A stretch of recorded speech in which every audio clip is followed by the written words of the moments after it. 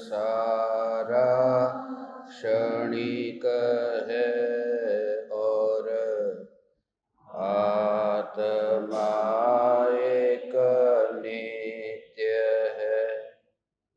आत्मा का अनुभव बस एकमात्र नित्य है।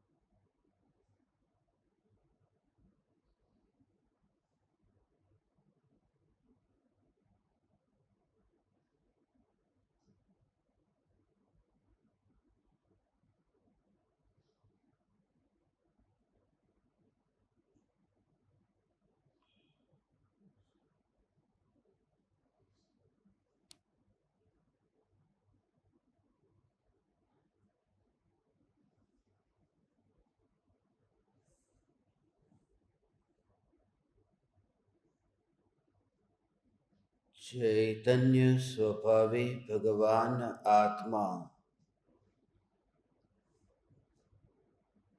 अनादि अनंत शुद्ध चैतन्य मात्र है। ज्ञान मात्र है।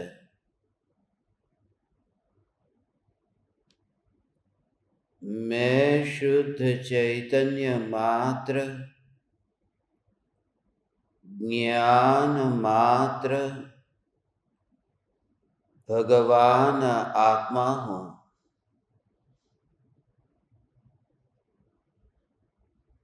प्रति समय यह जागृति बनी रहे, इस जागृति का नाम धर्म है। देह की प्रत्येक क्रिया के काल में और विकल्पों के बहते प्रवाह के काल में ज्ञानी को प्रति समय यह जागृति रहती है कि मैं चैतन्य तत्व इस देह की किसी भी क्रिया में और विकल्पों के बहते प्रवाह में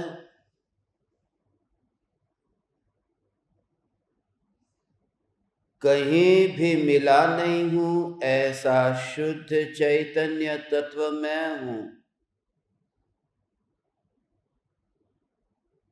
प्रति समय स्वयं की शुद्ध चैतन्य सत्ता का बोध आत्म जागृति ही धर्म है। चैतन्य तत्व की स्व संवेदन प्रत्यक्ष निर्विकल्प अनुभूति होते ही देह होने पर भी देहातीत दशा प्रकट होती है। इतना ही नहीं, विकल्प होने पर भी विकल्पातीत दशा प्रकट होती है।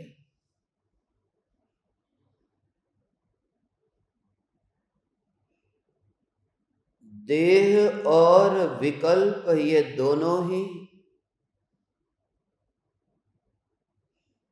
कर्मोदय जन्य अवस्थाएं है।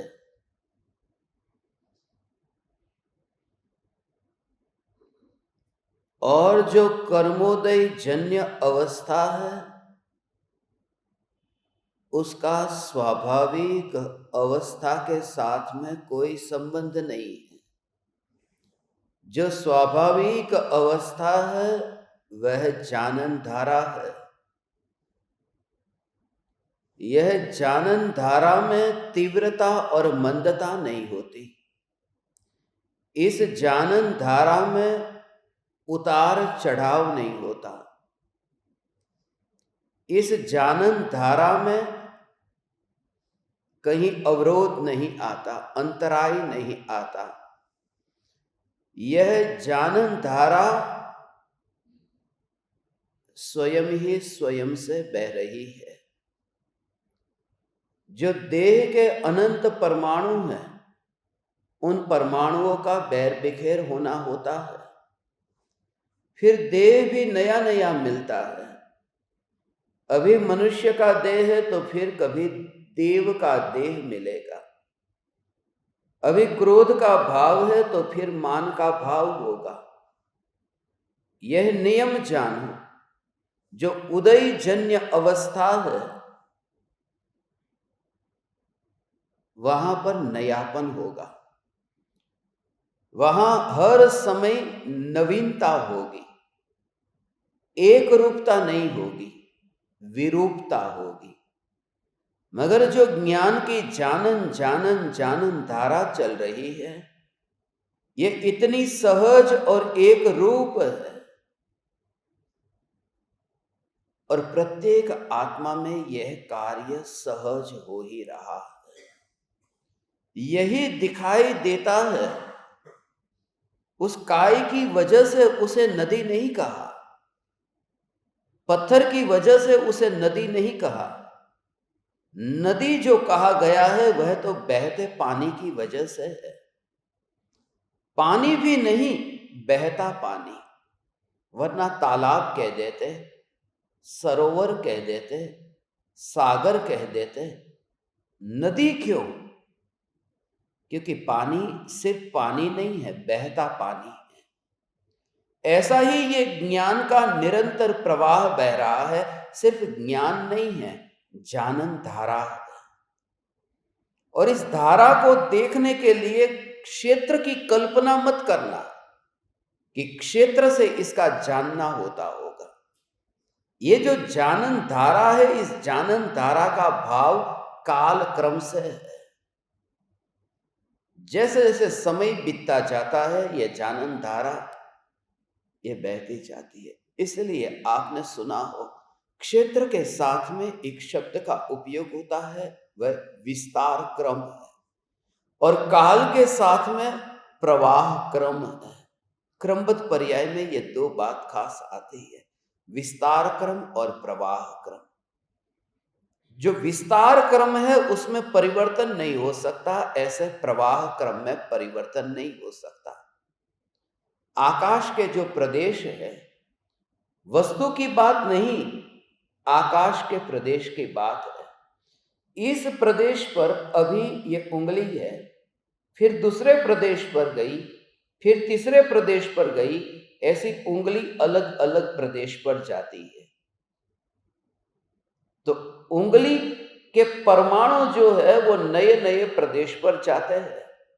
मगर जो आकाश है, वो आकाश नए नए प्रदेश पर नहीं जाता, वह स्थिर है। अब बात यह है कि ये चार उंगली है, और चार उंगली समझने के लिए ये चार प्रदेश पर है। तो उंगली के परमाणु तो वहां से हट गए, मगर आकाश वहीं पर ही रहा।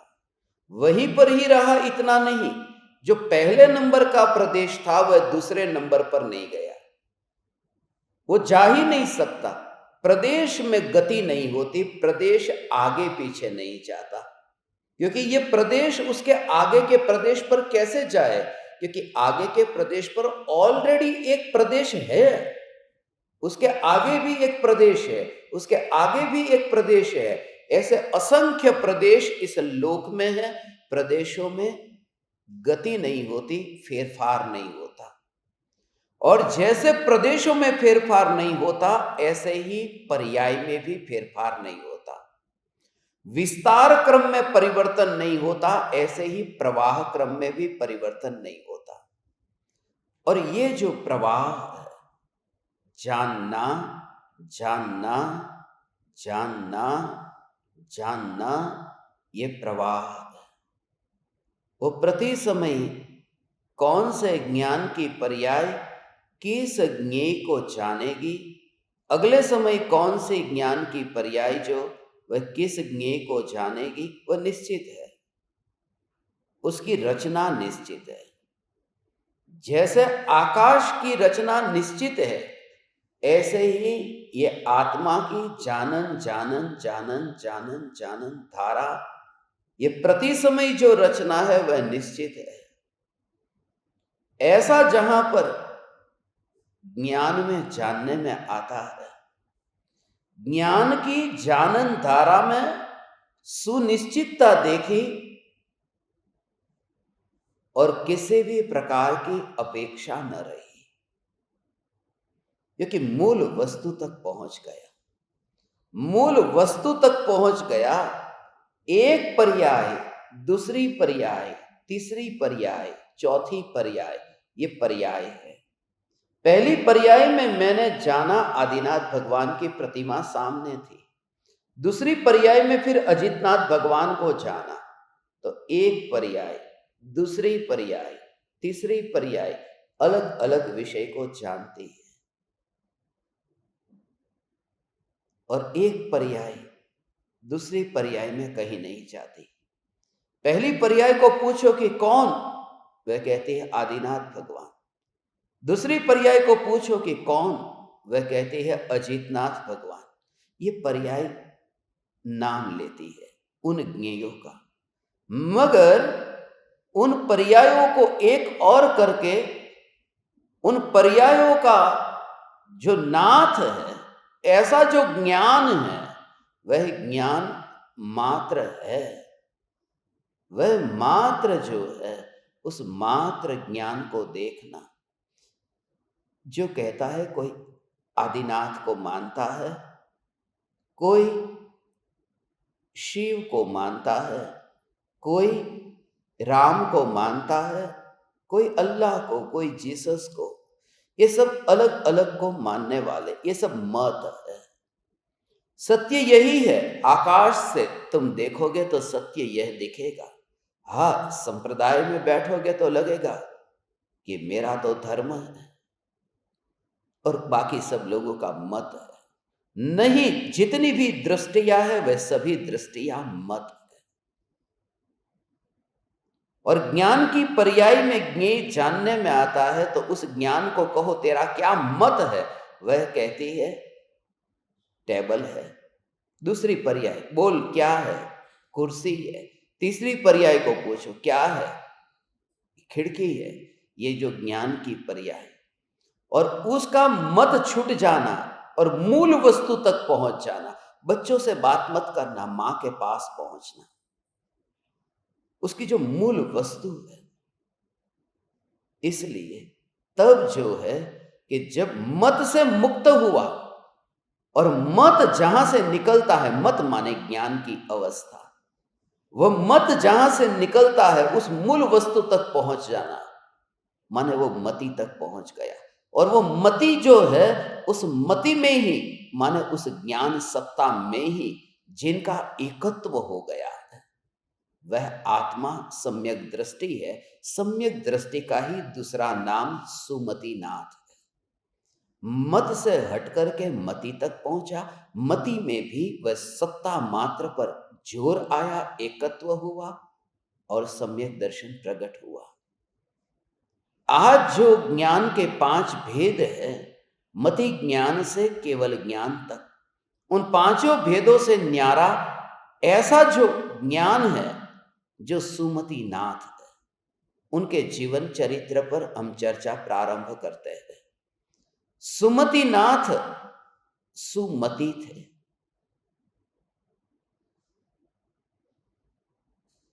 पूर्व भव सभी ज्ञानियों का, सभी तीर्थंकर परमात्माओं का ज्ञान से ही भरा है। उसमें ज्ञेय कहीं पर भी नहीं है।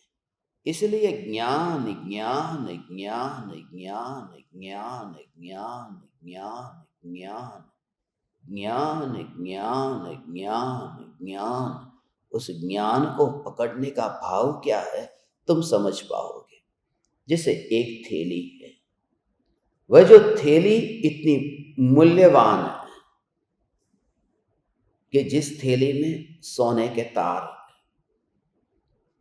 पूरी ऐसे सोने के तार से, और उस थैली के अंदर जो कुछ भी भरा हुआ है वो पराये की संपत्ति है।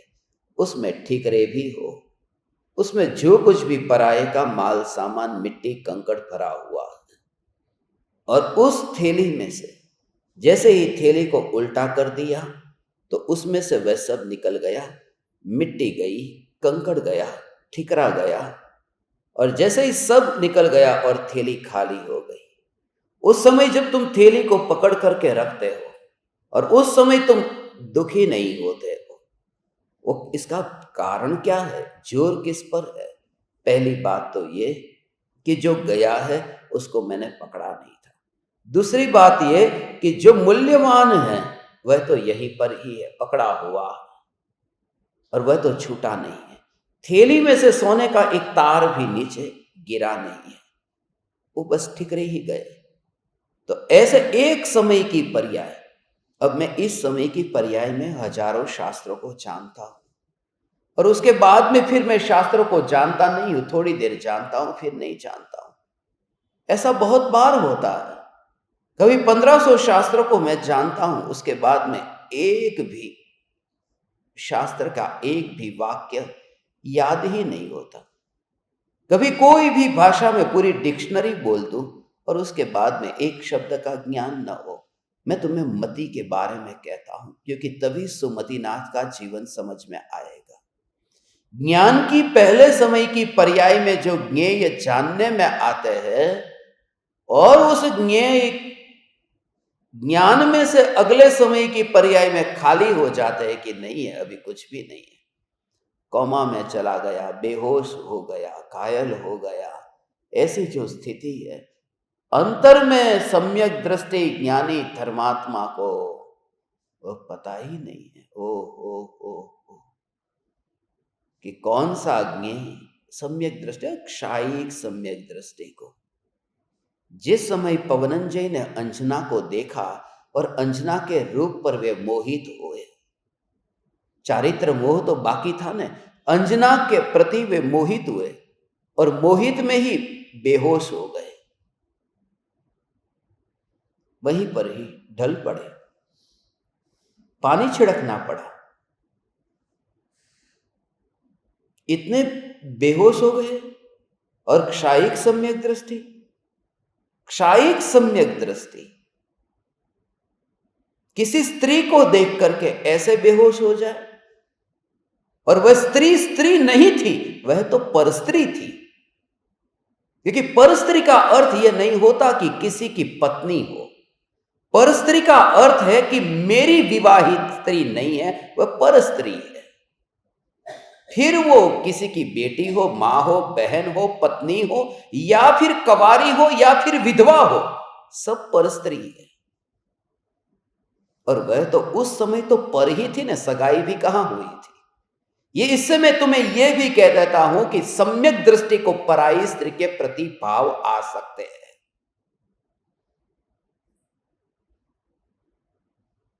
स्वच्छंदी होने को नहीं कहता मैं, उनकी परिणति के लिए तुम्हें कहता हूं कि उनकी परिणति और परिणाम के बीच में कितना बड़ा फासला है।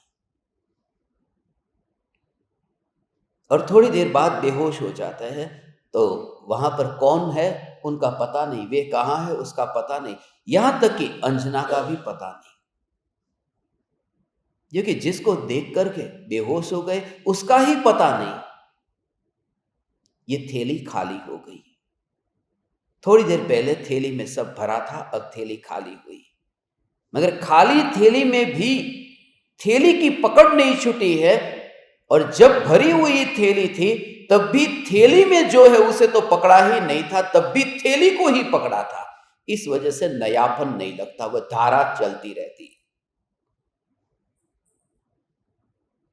ये तैयारी करना। इसलिए क्योंकि आज सुमति नाथ का जाति स्मरण ज्ञान भी हमें समझना है। सम्यक दृष्टि ज्ञानी धर्मात्मा का जीवन और उनके जीवन में जो वैराग्य आना, उसमें महत्वपूर्ण एक कारण जाति स्मरण भी है, पूर्व भव का स्मरण में आना। आज से वह प्रकरण शुरू हो रहा है क्योंकि पहली यह घटना है 24 तीर्थंकरों में जिनको जाति स्मरण ज्ञान हुआ और पहले तीर्थंकर जिनको जाति स्मरण ज्ञान से वैराग्य आया था। और 24 के 24 तीर्थंकर में सुमतिनाथ विशिष्ट है, 5वें नंबर के तीर्थंकर है।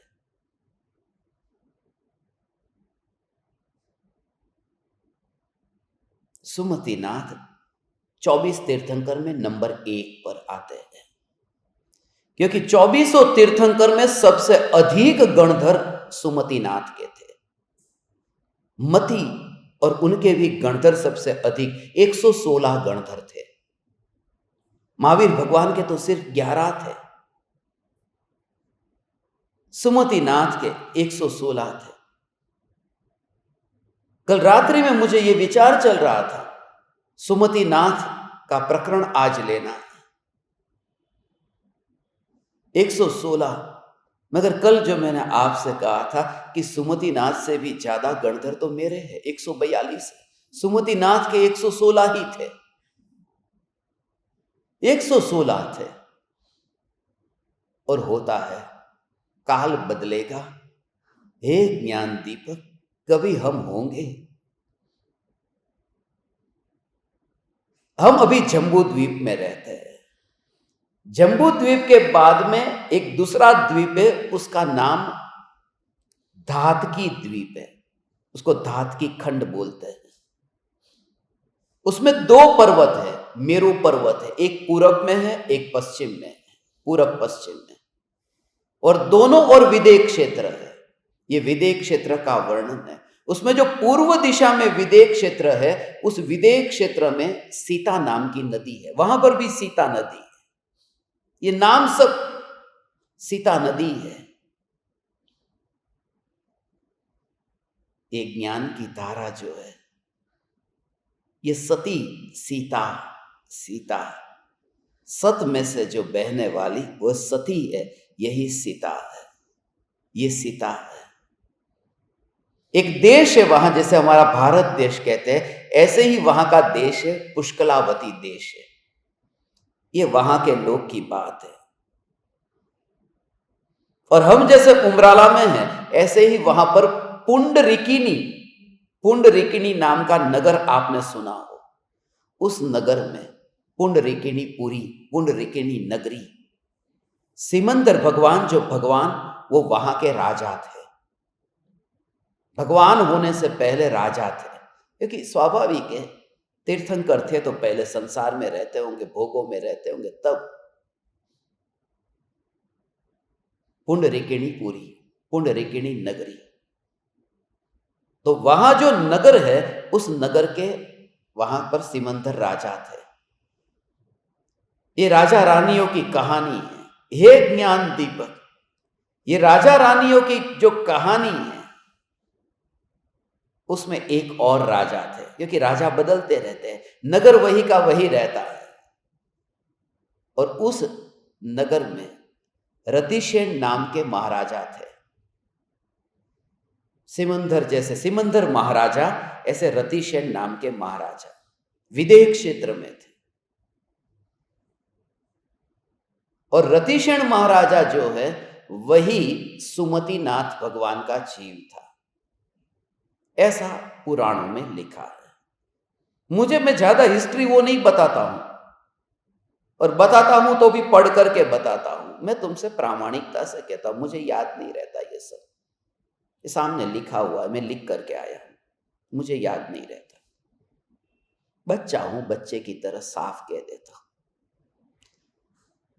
आनंद आता है। तो रतिशेन महाराजा जो थे, वो वहां पर पुंडरिकिनी नगर में वहां थे। वहां पर भी उनको वैराग्य आया, पूरा पाठ भोगा, जीवन में क्षण भंगुरता का बोध हुआ और वे फिर वहां से मुनि हुए, दीक्षा ली। दीक्षा लेकर के अरहत नंदन नाम के भगवान वो वहां पर आए थे और उनके सानिध्य में रह करके वहां पर ही मुनि धर्म का पालन किया। वहां से देह छूटा और स्वर्ग में वैजयंत नाम का जो विमान है, अहम इंद्र अनुत्तरवास, वहां पर वो वैजयंत नाम के अहम इंद्र में वैमानिक देव हुए और वहां से फिर मर करके वो यहां पर आए, यहां जन्म हुआ। अयोध्या में ही फिर वे यहां पर जन्मे। उनकी माता का जो नाम था, वो माता का नाम था मंगलावती और पिता मेघरज थे। ये ऋषभदेव के वंश में हुए थे। वहां परंपरा जो चलती है उसमें ही आगे जाकर के ऋषभदेव के वंश में हुए। मगर इनके जीवन में जो वैराग्य आया था, वो वैराग्य जो आया, अब वो बात मुझे आपसे कहनी है। जाति स्मरण ज्ञान। अब जो कहूंगा वो पढ़ करके नहीं कहूंगा, अब जो कहूंगा जो अनुभव हो रहा है उससे कहूंगा। जाति स्मरण ज्ञान जो है, मति ज्ञान का ही एक प्रकार है।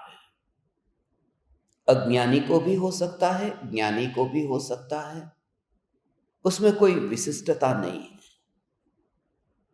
पूर्व भव का स्मरण में आना और ज्ञान में वह ऐसे जानने में आना, स्पष्ट नहीं होता, अस्पष्ट होता है। इसलिए बेंसरी बेन ने जो बेंसरी नो ज्ञान वैभव आपने पढ़ा हो तो उसमें ये लिखा है कि वहां पर नगर ऐसे थे वैसे थे, ये थोड़ा थोड़ा दिखाई देता है मगर ज्यादा कुछ नहीं। कुछ कुछ नाम याद आते हैं, थोड़ू थोड़ू याद आवे छे पर वधारे नहीं। तो ऐसा होता है जाति स्मरण ज्ञान उस प्रकार का। जाति स्मरण ज्ञान की महिमा जाति स्मरण ज्ञान से नहीं है, जाति स्मरण ज्ञान की महिमा क्षण भंगुरता का बोध कराने के लिए है। इसलिए क्योंकि एक बार फिल्म में जो दृश्य हम देखते हैं, उस दृश्य को देखने के बाद में पहले एक उत्कंठा होती है। आप खुद एक सस्पेंस मूवी देखते हैं और उस मूवी को देखते समय कोई व्यक्ति आए और आकर के, अभी आपने टिकट खरीदी और टिकट खरीद करके भी बैठे 10 मिनट हुई और वो आपका कोई मित्र आकर के बैठे और बताए, अच्छा ये वही मूवी है ना जिसमें वो मकान मालिक का नौकर ही अंत में चाकू मार करके उसकी हत्या कर देता है, लगता है कि किसने हत्या की होगी, ये सस्पेंस मूवी वही है ना। तुम्हें गुस्सा आएगा, तू शांति से बैठ। पूरा सस्पेंस खोल दिया क्योंकि जान लिया नहीं है।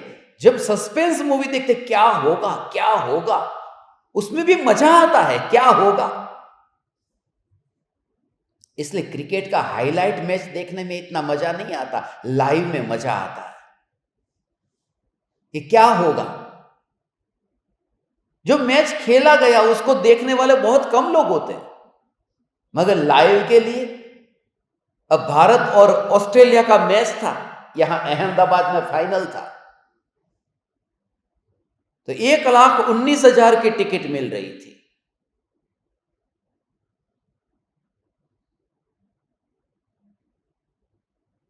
और नौनी बोल रही है कि मैच देखने जाना है। मैंने उसे कहा बेटा 1,19,000 के टीवी कितने आ जाएंगे कि जिंदगी भर तू उस टीवी के अंदर मैच देखेगी। उसने कहा वो लाइव का मजा लाइव है, वो टीवी में वो मजा ही नहीं आएगा, लाइव है ना। तो जो दिखाई देता है लाइव, वो जाति स्मरण ज्ञान ऐसा है कि इस भव में पिछले भव का दिखाई देता है, स्मरण में आता है। और ऐसे ही स्मरण में आता है जैसे मैं बचपन में खेलता था, स्कूल जाता था, मेरे पास में ये किताबें थी, मुझे ये टीचर पढ़ाते थे, और इसी तरह से कि पूर्व भव में मैं स्वर्ग में देव था, पूर्व भव में मैं विधि क्षेत्र में था। पूर्व भव में कहाँ था वह स्मरण में आता है, और वह होगा। श्रेणिक राजा भी तीर्थंकर होंगे तो उन्हें स्मरण में आएगा। पूर्व भव में नरक में थे, नारकी का भव था। जाति स्मरण ज्ञान क्षण भंगुरता को इस तरह से बताता है।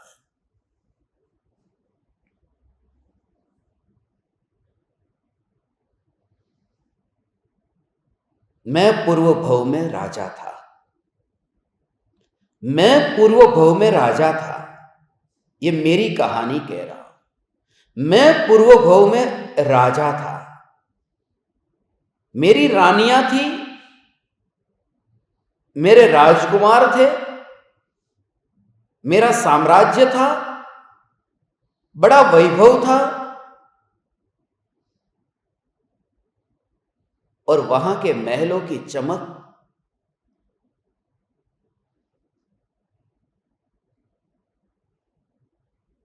मखमल जैसे मुलायम गलीचे से मैंने नीचे पैर ही नहीं रखा था। और बरसों बरसों तक, करोड़ों वर्षों तक मैंने वहां पर राज्य किया था। ये बात मुझे इस भव में स्मरण में आई। मैं जो कह रहा हूं उसे ध्यान से सुनना। ये पूर्व भव में मैं राजा था और वहां करोड़ों वर्षों तक मैंने राज्य किया, और वहां से फिर मेरा यहां जन्म हुआ। मगर जब मैं वहां राज्य कर रहा था, वहां बुढ़ापा आ गया।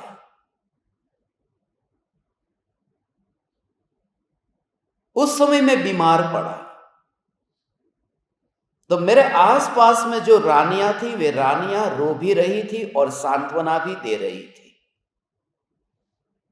सत्य के कारण रो रही थी, मगर झूठी सांत्वना भी दे रही थी कि आपको कुछ नहीं होगा, हम बैठे हैं। राजकुमार सेवा में थे, और उस राज्य में जो राज्य के श्रेष्ठ हकीम थे, वैद्य थे, उन वैद्यों को सभी को बुलाया था।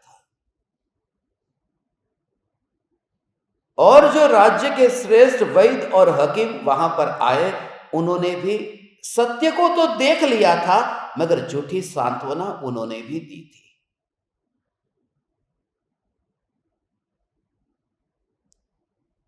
इस प्रकार से राज्य के बाहर सभी प्रजाजन इकट्ठे हो गए थे, सब इस आशा के साथ में कि महाराजा का क्या होगा। राज्य में प्रजा ने आहार पानी का त्याग कर दिया था, क्योंकि मैं नीति से जीवन जीता था।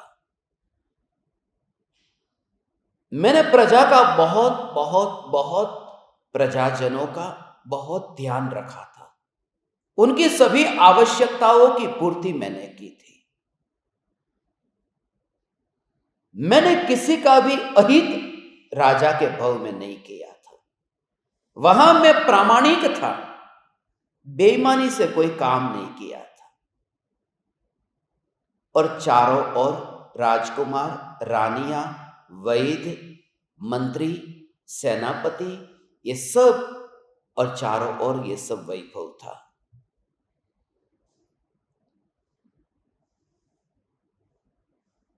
और उस समय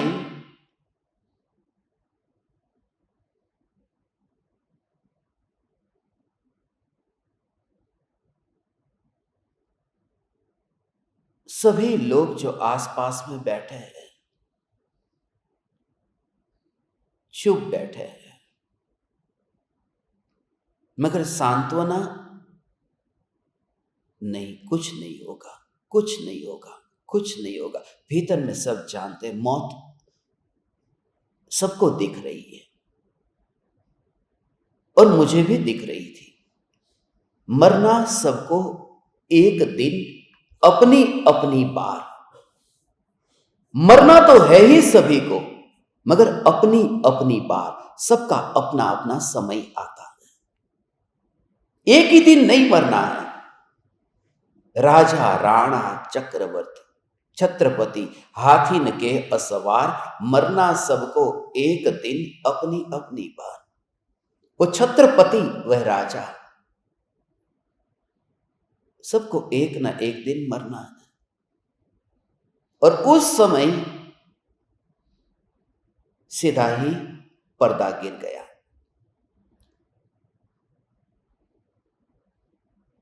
दवाई तैयार थी, औषधि वहां की तैयार थी। एक घूंट औषधि का पीना था। औषधि मेरे मुंह में पहुंचे उससे पहले ही शरीर में से आत्मा निकल गया और इस गांव में पैदा हुआ। इस भव में अब यहां पर मैंने जीवन शुरू किया। बचपन से ही न्याय से, नीति से काम किया, बेईमानी से कोई व्यापार नहीं किया।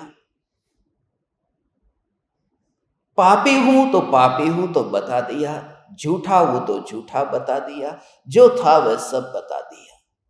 और इस भव में मैं फिर बीमार पड़ा। और जिस समय मेरी तबीयत खराब हुई उस समय माता, पिता, भाई, बहन और यहाँ के सब साधक और यहाँ के वैद्य, डॉक्टर, वे सब आसपास में बैठे हैं। और उन्होंने ये कहा कि चिंता करने की कोई जरूरत नहीं है, हम हैं न, कुछ नहीं होगा। और आज तो आधुनिक जमाना है, इतनी दवाई की खोज हो गई है कि आपकी तबीयत ठीक हो जाएगी। हम हैं न, हम हैं न, हम हैं न। और ये बार बार सुनते समय ऐसा जाति स्मरण ज्ञान हुआ कि पूर्व भव स्मरण में आया। जो वह वैद्य जो कहते हैं कि हम हैं न, कुछ नहीं होगा, और फिर भी मैं वहां से निकल गया, निकलना ही पड़ा। तो यहां जो भी कुछ बोला जा रहा है वो 2 कौड़ी का हो जाता है। फिर तुम बोलो और मैंने सुना, तुमने बोला मैंने सुना। अब क्या होगा? अब श्रद्धा नहीं होती है, अब उम्मीद नहीं होती है। ये जो कहानी मैंने कही है, ये तो मेरे व्यक्तिगत जीवन के साथ में जोड़ मत देना, नहीं तो कोई फिर कहानी लिखेगा कि मैं कोई ऐसा था। मैं कोई जाति स्मरण ज्ञान की बात नहीं करता। मैं तुमसे ये घटित करके बताना चाहता हूं कि पूर्व भव यदि एग्जैक्टली ऐसा ही स्मरण में आ जाता है तो इस भव में वो पूर्व भव का कनेक्शन ऐसा मिलता है कि यहां पूरा जीवन भोगों में से निरस हो जाता है। ये जाति स्मरण ज्ञान है, कुछ भी काम का नहीं है। अज्ञानी को हो जाता है, हो तो जाता है, मगर उस जाति स्मरण ज्ञान का उपयोग कोई कैसे करता है। परम कृपालु देव को 7 वर्ष की उम्र में वो जो जाति स्मरण ज्ञान हुआ। अक्सर बच्चों को जाति स्मरण ज्ञान ज्यादा होता है। जो गीता जो जिसको जाति स्मरण हुआ वो भी बच्ची थी, सोनगढ़ में। जो राजुल थी वो भी बच्ची थी, फिर तो वह अहमदाबाद में रहती थी।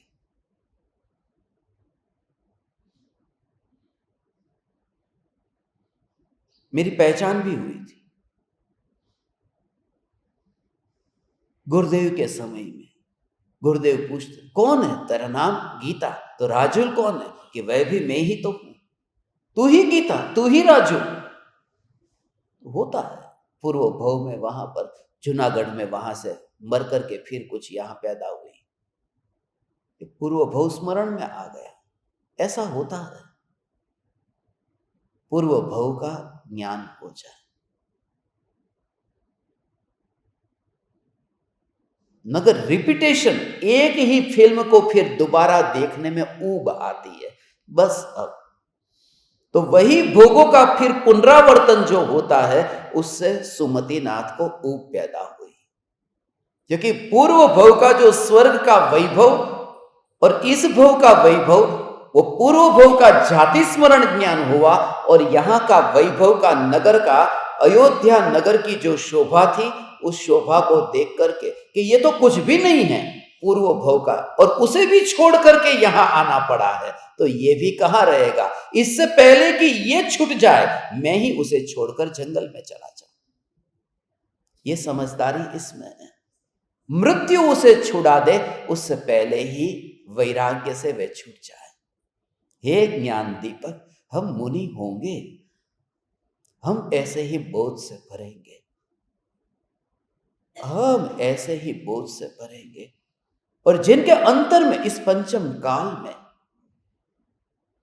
वह जो जाति स्मरण, वो जो कनेक्शन है, वह जो बचपन से, बेंसरी बेन को तो बचपन से ऐसा लगता था। भले उन्होंने लिखा बाद में, नानपणथी એવું લાગતું હતું કે અમે વિદેશ ક્ષેત્રથી આવ્યા છીએ। बचपन से ऐसा लगता था। पूर्व भव का स्मरण कृपालु देव को बचपन से, गुरुदेव को भी 24 वर्ष में बचपन से। बचपन से क्यों? और वो भी स्मशान में। स्मशान बहुत जरूरी है, और बच्चे को इसलिए तो स्मशान ले जाने को कहता हूं। आपके बच्चों को स्मशान लेकर के जाओ, मत करो चिंता कि वे बच्चे डर जाएंगे, उन्हें लेकर के जाओ। यदि तुम सचमुच ही बच्चों का हित चाहते हो तो उन्हें स्मशान लेकर के जाओ।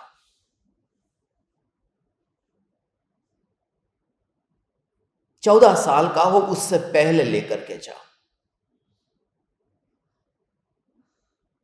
मैंने 7 साल के शरीर के भेद एक बार आपको बताए थे ना। 7 साल में शरीर बदलता है, 7 शरीर की रचना। बच्चों को लेकर के जाओ, इसलिए क्योंकि बच्चा अभी अभी मृत्यु को देख करके आया है। बच्चे के लिए मृत्यु अभी ताजी घटना है।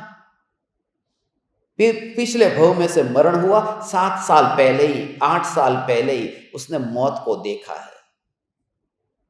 बूढ़े के लिए मौत आगे नजदीक है, मगर उसका अनुमान है, और पूर्व में जो हुई है वो अनुभव करके आया हुआ है। इसलिए कभी कभी जो स्मरण में आ जाता है, बच्चों को जो स्मरण में आता है, वो पूर्व भव का मृत्यु को देख करके आया है। तब किसी गुरु से सुना नहीं। आचार्य कुंकुन देव के कोई गुरु नहीं थे। 11 साल की उम्र में वह बच्चा मुनि हो जाए। 11 साल का बच्चा, एक खाली विचार करो, सिर्फ 11 साल।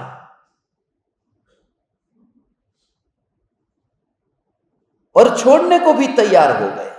माँ ने कहा ठीक है, क्योंकि उसने जो मार्ग चुना था वही आगे जाकर के आचार्य कुंदकुन देव, ये जो पंचम काल में ऐसे, ओ हो,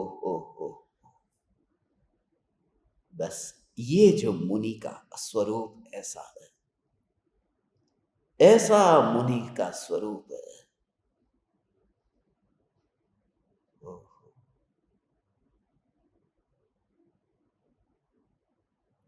इसलिए जिन जिन आचार्यों को देखो, महावीर भगवान और हमारे बीच में 2500 साल का अभी अंतर है, और आचार्य कुंकुन देव 2000 साल पहले हुए।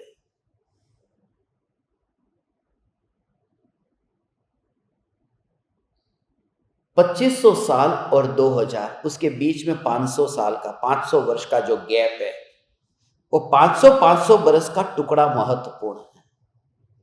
शास्त्र में ये लिखा है 500 वर्ष का जो टुकड़ा होता है, कि उस समय नीचे नीचे काल गया, 500 वर्ष में नीचे गया। इसलिए महावीर भगवान ने बोध दिया, गौतम स्वामी ने सुना, मगर उसके बाद में बस धीरे धीरे बस 3 केवली हुए महावीर भगवान के निर्वाण के बाद। वे भी जन्मे थे चौथे काल में, और पंचम काल में उनका मोक्ष हुआ। गौतम स्वामी, सुधर्म स्वामी और जम्बू स्वामी। तो ये फिर 2000 साल में फिर पतन हो गया था। ये जो है ना, ये नीचे चला गया था काल। और तब फिर आचार्य कुंकुन देव हुए, और उन्होंने फिर जो ध्रुव अचल अनुपम ऐसा भगवान आत्मा, ये जो फिर पुकार की, फिर काल ऊपर आया, फिर 500 वर्ष तक ऊपर रहा, फिर नीचे चालू हुआ, 500 वर्ष नीचे गया, फिर अमृतचंद्र आचार्य हुए, उन्होंने जो फिर पुकार की, फिर काल 500 वर्ष ऊपर गया, और फिर 500 वर्षों में जो शिथिलाचार आया पिछले 500 वर्षों में।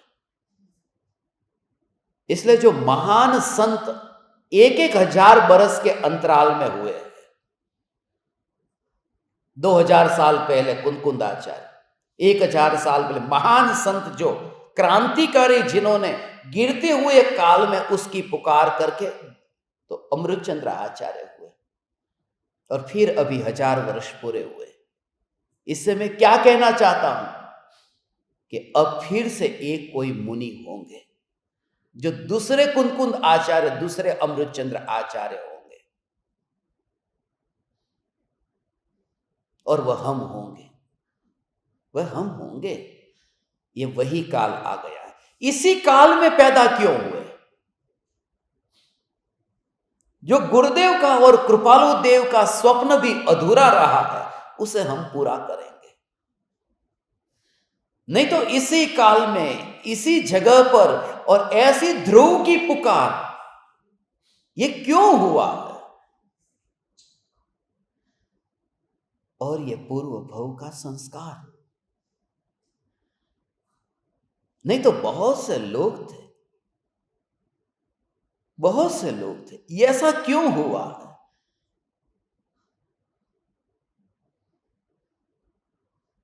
उसके पीछे कारण, या प्रत्येक जीव कुछ ना कुछ, वो ध्रुव, वो जो ध्रुव, उस ध्रुव का जोर लेकर के आता है, वो जो जोर लेकर के आता है। वरना है तो बहुत, बच्चे तो पैदा हो जाते, मेरा एक बड़ा भाई, एक छोटा भाई है, बहन है, पूरा परिवार है, चाचा मामा, मगर मैं ही क्यों यहां बैठा हूं और बाकी लोग कहीं दुकान में बैठे, कहीं मकान में बैठे, क्यों? उसके पीछे कारण है, कहीं ना कहीं पूर्व का, और उसका जीव, उसका जो गवाह, वो गवाह मैं हूं।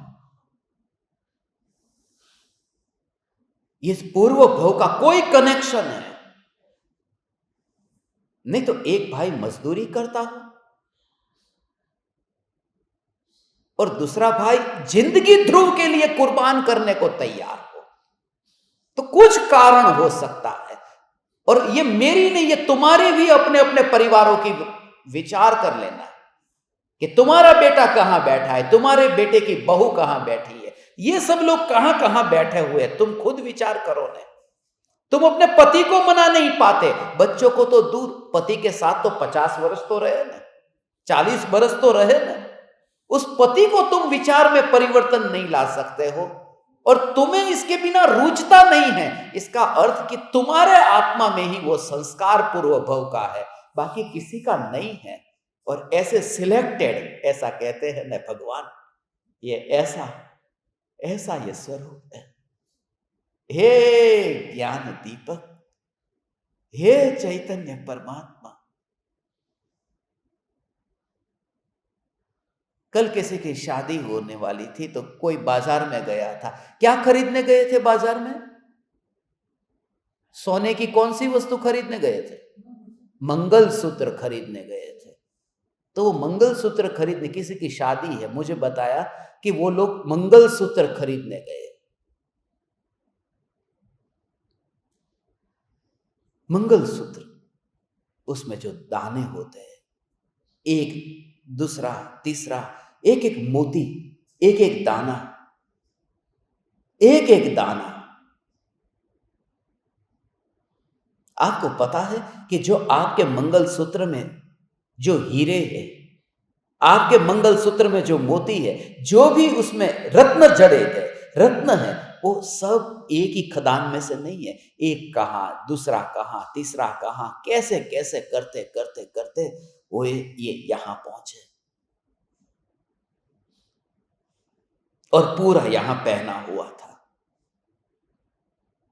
ऐसे ही, और मैंने 2 दिन पहले से जो बात कही थी ना, मोतियों की माला की, कि एक मोती दूसरे मोती के पीछे धागा तो अखंड है, सब अलग अलग, ये चुने हुए मोती है, वे इस धागे के अंदर आ गए हैं। पुरुष होकर के कोई मंगलसूत्र पहनता नहीं, मगर मैंने ऐसा अनुभव किया कि मैंने जो मंगलसूत्र पहना है उसमें ऐसे ही ज्ञान दीपक चुने हुए अंदर है, ऐसा ही। और उससे ही आपको सत्य कहता हूं, जिस समय मैं प्रवचन हॉल में प्रवेश करता हूं तो हमेशा मैं वस्त्र पहनता हूं तो गले में ऐसा ऐसा करके मैं निकलता हूं। कोई कहेगा पागल है, दर्पण के सामने ऐसा करके मैं निकलता हूं कि 142 415 ज्ञान दीप जो चुने हुए रत्न है, बस वही मेरा मंगलसूत्र है। कहीं कहीं अलग अलग जगह पर थे, इकट्ठे हो गए एक जगह, और एक ही बल पर कि बाकी को नहीं जचता है, और तू उसकी चिंता भी अब मत करना। प्रकृति तुझे ये बता रही है कि बस तो अब इस मार्ग पर चल, नहीं तो कैसे बचेगा, कैसे बचेगा, कैसे बचेगा। ये सिलेक्टेड है, ये चुने हुए, ये रत्न है। हे ज्ञान दीपक, तुम चुने हुए रत्न में से हो। एकमात्र ध्रुव, ध्रुव और ध्रुव, ये ध्रुव के संस्कार, ये सुमति नाथ के इस भव के नहीं, ये पूर्व भव के संस्कार लेकर के। और थोड़ी मजबूरी हो, थोड़ी देर वहां पर रह लिया था, मजबूरी थी, मगर अलग हो गए। ऐसे ही तो ये 700 मुनिराज का जो संघ था, रक्षाबंधन का पर्व हम मनाते हैं, वो सभी के सभी मुनि कोई एक ही परिवार से थोड़ी ना थे, अलग अलग परिवार से आए हुए। ये 11 के 11 गणधर एक पिता की संतान नहीं थे। ये महावीर भगवान के 11 गणधर, ये 116 गणधर एक संतान नहीं थे, एक माता पिता की संतान नहीं थे।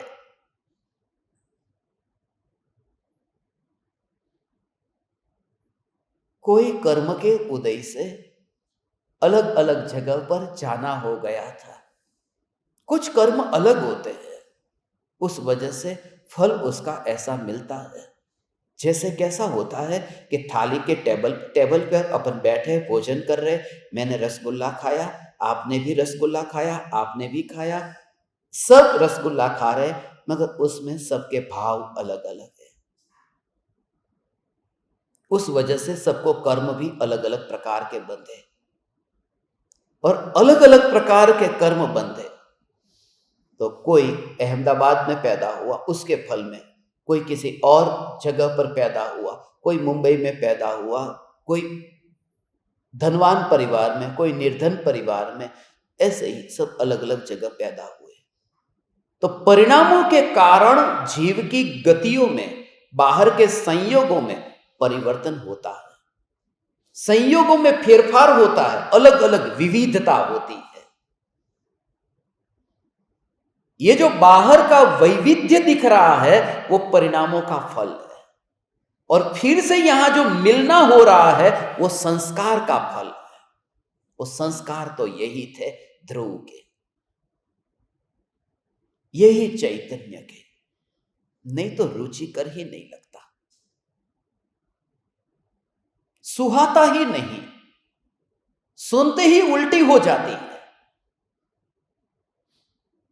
क्या यह आत्मा आत्मा की बात लगा रखी है, ऐसा लगता है आत्मा आत्मा करते रहते हैं। गुरुदेव के लिए लोग यही तो कहते थे, आत्मा आत्मा आत्मा आत्मा आत्मा आत्मा करे थोड़ू कहीं पेट भराई, एम आत्मा आत्मा करने से थोड़ी ना पेट भरता है, कुछ करना तो पड़ेगा ना।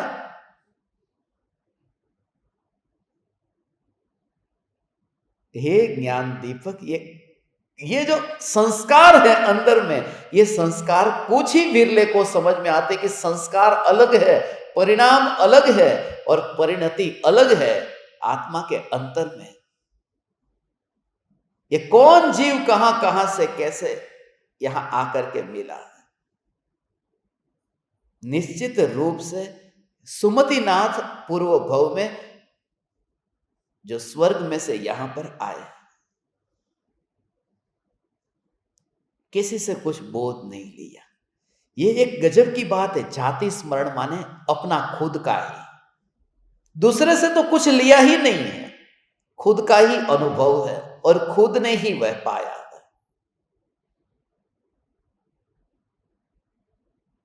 चार तीर्थंकर तो हो चुके थे, मगर चार तीर्थंकर के मंदिर में नहीं गए थे, चार तीर्थंकर की पूजा करने भी नहीं गए थे। वो अपना अपना जो है उसमें जोर है, अपना। देखिए बीच में तो गैप कितना हो गया था, 9 लाख करोड़ सागरोपम बरस का गैप हो गया था चौथे तीर्थंकर के जाने के बाद। तो 9 लाख करोड़ सागरोपम बरस का। इसलिए नकल करने की तो बात ही नहीं थी कि किसी को देख करके करते। इसलिए खुद का अनुभव ही खुद के काम में आता है। हे ज्ञान दीपक, हे चैतन्य परमात्मा, बस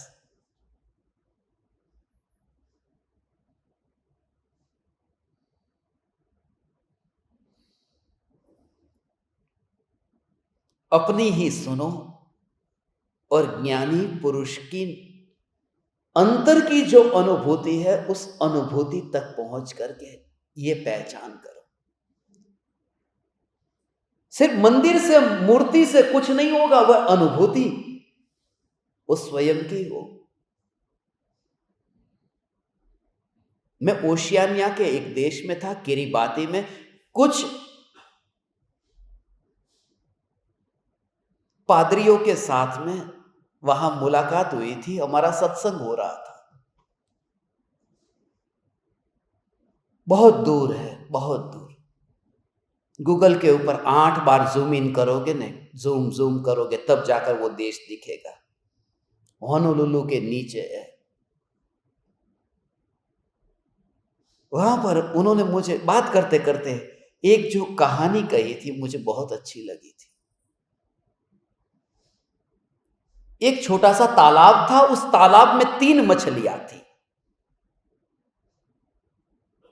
एक मछुआरा मछली पकड़ने के लिए उस तालाब के किनारे पर था। उसने अपना जाल तैयार किया था, उसका पात्र था, डिब्बा था, जिसको लेकर के वो गया था कि उसके अंदर डाल करके मछली लेकर के आएगा। मगर उस तालाब में 3 मछली थी, ज्यादा नहीं थी।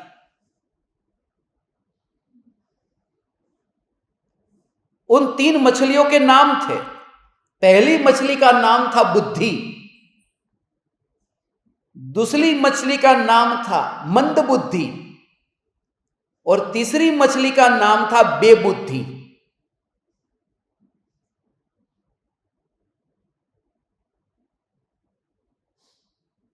अब जो बुद्धि वाली मछली थी उसने तो मछुए को देख लिया कि आया है,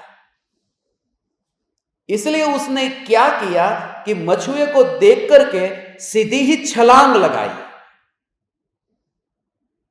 और मछुए के पास में जाकर के गिरी और बस ऐसे ही गिर गई।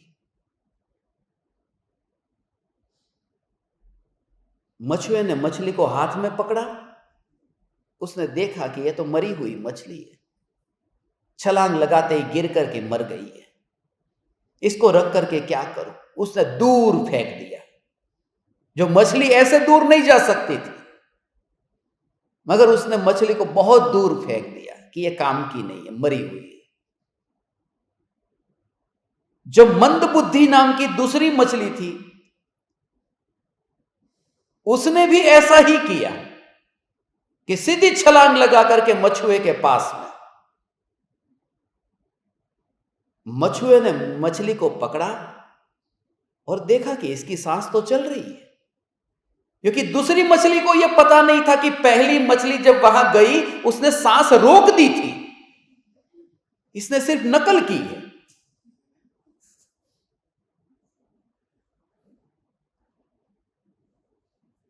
ज्ञानियों का अनुकरण करते हैं मगर उनके नजदीक जाकर के देखो वो क्या कर रहे थे।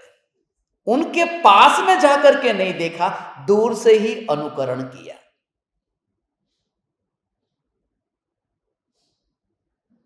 मछुए ने देखा कि इसकी सांसें तो चल रही है। उसने अपना जो पात्र था उस पात्र में उसे डाल दिया।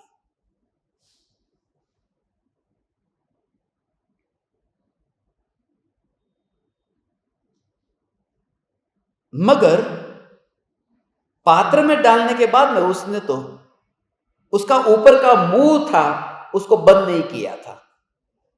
तो इस मछली ने क्या किया, जोर से छलांग लगा करके फिर पानी में जाकर के तालाब में चली गई, बच गई। तीसरी जो बेबुद्धि नाम की मछली थी उसने छलांग लगाई। जैसे ही छलांग लगाकर मछुए के पास पहुंची, मछुए ने मछली को लिया, सीधा ही अपने पात्र में डाला, सीधा ही तात्कालिक मुंह उसका ऊपर का बंद कर दिया, लेकर चला गया। वह बच नहीं पाई। उसने भी नकल ही की थी, मगर तब तक तो यह मछुआ भी समझदार हो गया था। दूसरी बार धोखा खाया था कि मुंह बंद नहीं किया। इसने भी सांसें चालू ही रखी थी। इसलिए जो कहते हैं श्वास का निरोध करना, इच्छा निरोधस्तप। ज्ञानियों के जीवन को देख करके अज्ञानी फिर वही भोगों को भोगने लग जाते हैं कि ज्ञानी भोगते हैं तो मैं क्यों ना भोगूं। मगर उनकी सांस वहां चलती नहीं है, वो तुम्हें नहीं पता। उनकी सांस नहीं है वहां। सांस नहीं है माने उनका वहां पर जो मोह का भाव है वह नहीं रहा था। सुमति नाथ ने अनुकरण नहीं किया था। वो जाति स्मरण माने खुद का ही बोध, किसी और से उधार लेने की जरूरत नहीं पड़ी, खुद से ही प्राप्त किया हुआ जो ज्ञान है, जीवन का अनुभव जो सिखाता है, वो किताबें, वह गुरु, वह भगवान नहीं सिखा सकते। हे ज्ञान दीपक,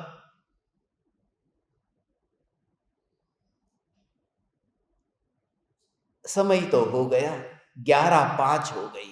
5वें तीर्थंकर का काल पूरा हो गया। 11:05 है ना। 24वें तीर्थंकर होते तो 11:24 तक ले लेता, और 11:24 का भी कनेक्शन है। 24वें तीर्थंकर के गणधर भी 11 थे, इसलिए 11:24 का कनेक्शन।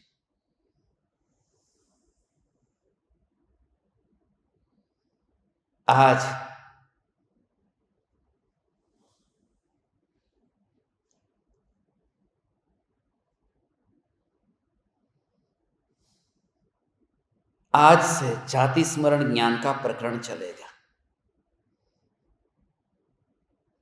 कितना ये ऑथेंटिक है, कितना नहीं है, सिद्ध करने जाना है तो बिल्कुल नहीं है। मगर तुझे जीवन में परिवर्तन लाना है तो बिल्कुल काम का है।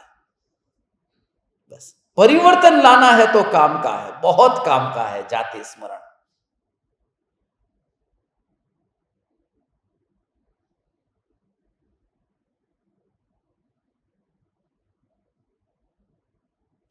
चौबीस के 24 तीर्थंकर, एक एक तीर्थंकर एक एक साधक को मैं देने वाला हूं। यहां लकी ड्रॉ होगा, किसके भाग में कौन से तीर्थंकर आने वाले हैं, और उसके हिसाब से मैंने कुछ आयोजन किया है। तुम खुश हो जाओगे। फिर जिनके भाग्य में जो जो तीर्थंकर आएंगे, उन्हें फिर उनके जैसा जीवन जीना शुरू करना है। प्रकृति कहेगी।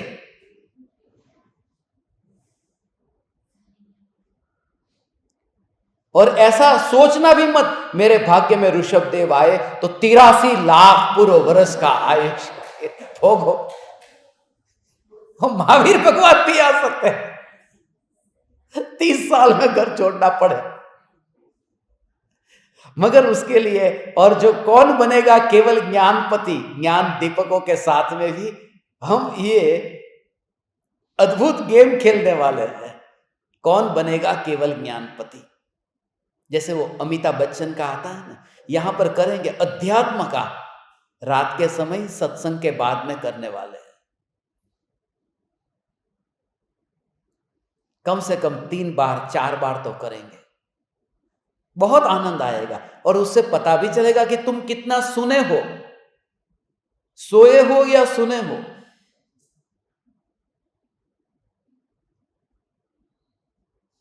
इसका ड्रॉ निकलने वाला है कल। जो भी नहीं आए हैं और आने वाले हैं वो भी बता देना, क्योंकि आपकी चिट्ठी भी रखनी पड़ेगी। जो भी यहां पर, और कम से कम 1 वीक तो आने वाले होने चाहिए। ऐसा नहीं 2 दिन आए और तीर्थंकर बन जाए। मगर जो आपको बताऊंगा उसका जो कनेक्शन है और ये भाव क्यों आया है, तुमसे सब कहूंगा। हे ज्ञान दीपक, आज सुमतिनाथ भगवान को, पंचम तीर्थंकर परमात्मा को हम भक्ति भाव से अनंत अनंत प्रणाम करते हैं कि हे सुमतिनाथ भगवान, आपने जैसे पूर्व भव के स्मरण को आत्म साधना का हेतु बना दिया, हम भी हमारे जीवन के अनुभवों को, भले पूर्व भव का नहीं मगर इस भव की जीवन की बहुत कड़वी यादें हैं, बहुत क्षणिक के बोध हुए हैं, उन्हें भी हम आधार बनाकर आज से नया जीवन शुरू करें। प्रणाम। चैतन्य चैतन्य चैतन्य।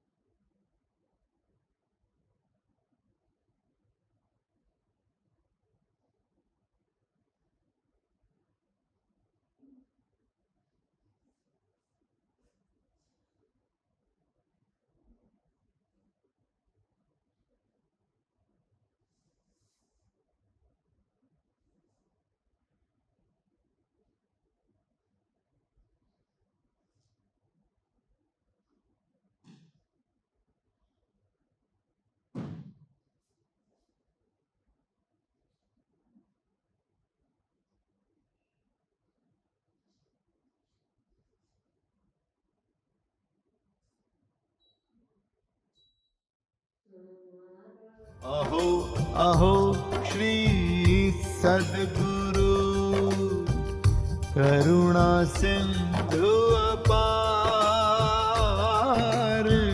इस पामर पर प्रभु किया अहो अहो उपकार, अहो अहो